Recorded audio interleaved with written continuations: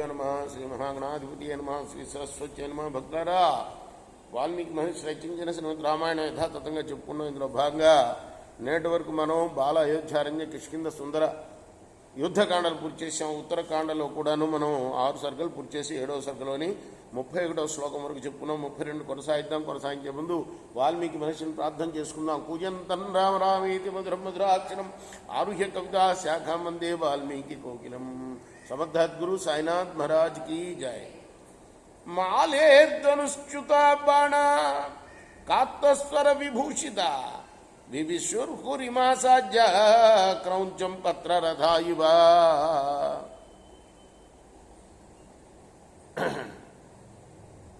మాలి ధనస్సు నుండి వెలువడ్డ బాణాలు విష్ణుమూర్తిని సమీపించి అతని దేహంలో ప్రవేశించినాయి. అర్చమానసరైశ్వధా మూలిముక్తే సహస్రస దుక్షుభే నరణే విష్ణుర్ జితేంద్రియ ఇవాదిభి. అప్పుడు మాలి వేల కొలది బాణాలు ప్రయోగించి బాధిస్తున్నా కూడా మహావిష్ణువు ఇంద్రియాలని జయించిన వాడు మనోవ్యధని ఎలా పొందడో ఇక్కడ కూడా ఇంద్రియాల గురించి వచ్చింది.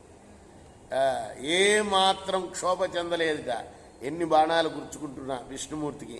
అథ మౌర్వీస్వనం కృత్వా భగవాన్ భూతభావన మాలినం ప్రతి బాణోఘాన్ ససర్జాసి గదాధర. తర్వాత మహావిష్ణువు ధనుష్టంకారం చేసి మాలిపైన బాణ సముదాయాన్ని వదిలాడు. తే మాలి దేహమాసాధ్య వజ్ర విద్యుత్ ప్రభాస్వర పిబంతి రుధిరం తస్య నాగా ఇవ సుధారసం. వజ్రాయుధంలాగా ప్రకాశిస్తున్న బాణాలు మాలి దేహాన్ని సమీపించి ఏ విధంగా అయితే ఇక్కడ ఏమన్నారంటే తస్య నాగా ఇవ సుధారసంట.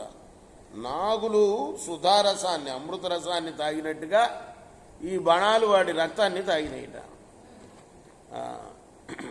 రేపు మనం 36వ శ్లోకం నుండి కొనసాగిద్దాం. కృష్ణార్పణమస్తు. సాయి కృష్ణ.